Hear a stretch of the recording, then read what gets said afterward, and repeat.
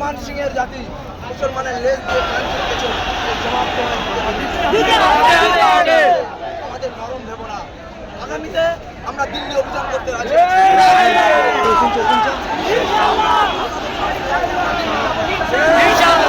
জামিয়াত উলামা হিন্দ ডাকলে আমরা দিল্লি যাবো ইনশাআল্লাহ। পার্সোনাল ল বোর্ড ডাকলে আমরা দিল্লি যাবো ইনশাআল্লাহ। নারায়ে তাকবীর, আল্লাহু আকবার।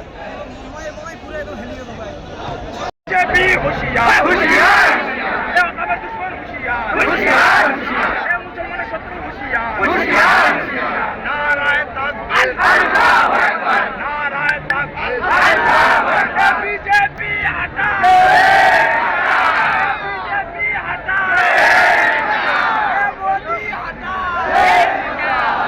ढाकला हटा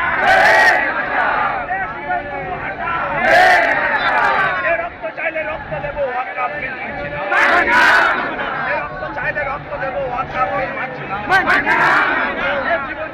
আমরা বলবো, দেখুন আমাদের যে রক্তক্ষরণ হয়েছে আমরা শুধু ব্যথিত নয়, হিন্দু ভাইয়েরাও প্রচুর মানুষ, খ্রিস্টান ভাইয়েরা প্রচুর মানুষ এই সংবিধান বিরোধী এই ওয়াকফ বিলের বিরুদ্ধে আছে।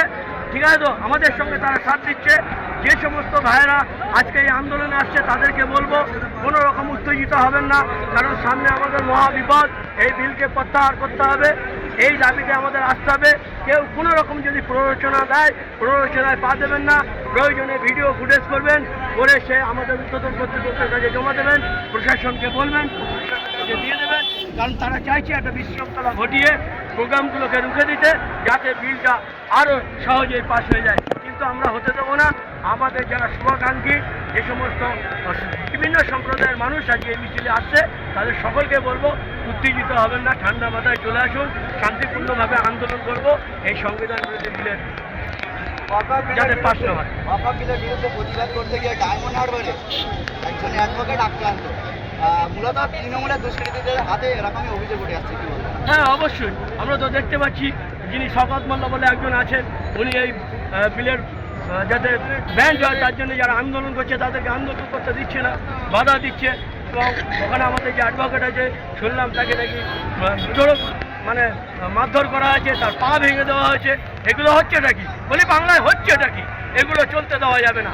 এখানে আমাদের অস্তিত্বের লড়াই, এই লড়াইয়ে হিন্দু মুসলিম শিখ খ্রিস্টান সকল সম্প্রদায়ের মানুষ আমাদের সঙ্গে সহযোগিতা করছে, কারণ তারা জানে আজকে ওয়াকফ বিলের উপর হস্তক্ষেপ করেছে, কালকে দেবত্ব সম্পত্তির উপর হস্তক্ষেপ করবে, কালকে গির্জার উপরে আক্রমণ করবে।